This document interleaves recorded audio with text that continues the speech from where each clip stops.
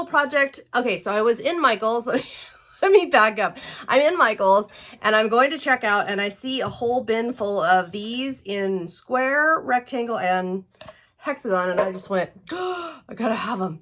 And there's a lot of things you could make with these. So we can make shadow boxes, which is something I intend to do and I will be sharing here. We can make shadow boxes, collages, wall art. I mean, you could go seasonal, you could go not seasonal, you could add a picture, you could add words, you could add a magazine clipping. I mean, you could do whatever you want, right? But here's what I did this first time. Let me show you how I made it. I'm putting some gel medium in here. This dries clear and matte finish. Essentially, all this is doing is sealing the wood. And the only reason I'm doing it is because I want to color and stamp on top of it, and I don't want those colors to soak into the wood, but I also don't want it to be like super glossy, super shiny. So we're going to use, I'm using Stays-On ink because I absolutely know that that Stays-On ink will work well, and my acrylic ink is a little dry, so there you go. I'm placing my stamp down in there. The reason I'm doing it this way is because my stamp is a little not sticky, and you're going to set that aside and let it dry. Sometimes that happens with stamps where they get a little not sticky and don't want to stick to the stamping block, or I don't know if it'll fit. That's a thing too. Next up though, we're going to be taking some acrylic paint, and I'm going to use this foam brush to put this on the stamp. I'm using this as kind of a honeycomb looking stamp to be a background, and I'm going to take it and place it over and over again on the background, just being careful to not really press firmly on top of the bee itself. If a little bit gets in there, it's not a big deal, but I'm trying to avoid it. We're just adding some background color here. Next up, let this dry. Do not try to do this too quickly. You want to let this completely dry. So while you wait, you can do something else, such as paint the sides, paint the edges. Once it is totally dry, now it's time to color. Use whatever mediums you would like. I am going to be working with a combination of oil pastels, something called scribble sticks, which are kind of similar to oil pastels, and watercolors and distress inks. Now I know that sounds like a lot of different mediums. You only need one of them. I'm just mixing and matching and playing with my colors to get the look, to get the general feel, the look and the colors that I want. I'm just using a lot of different products to achieve this. It's not necessary, but this is my reminder to you that if you're working with water reactive mediums, meaning mediums that blend and mix with other colors and with water, guess what? You can mix and match those as much as you want. So if you don't have full sets, or you've run out of one color, or you don't have orange of something, use something else. That's totally fine. Now those watercolors that you see me using, those are metallic gold watercolors, and they will dry really heavy, like a little mica flakes, like very sparkly, and they're a lot of fun.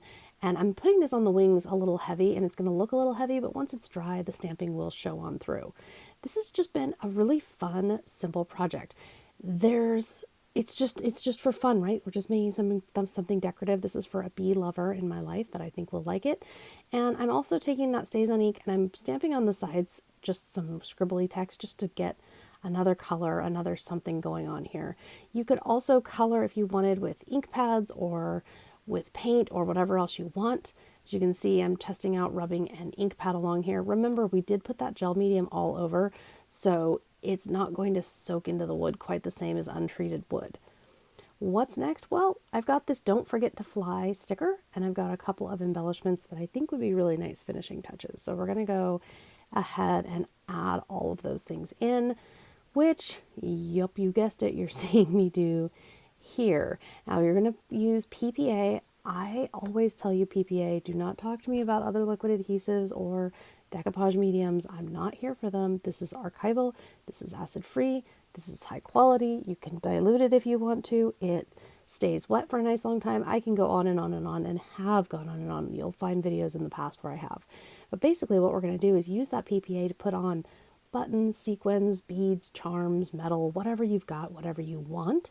We're going to use that to add all kinds of little bits and pieces here to finish the piece. Now that everything is dry, now that everything is set.